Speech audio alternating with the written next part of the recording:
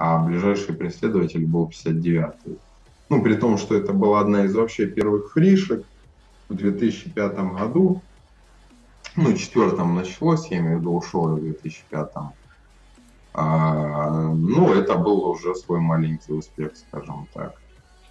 А, Почему я оттуда решил уйти? Потому что на официальных серверах, а там спустя какое-то время, естественно, я узнал, что есть еще и официальные сервера. Оказывается, я играю не совсем там, где играют нормальные люди. Вот, но это я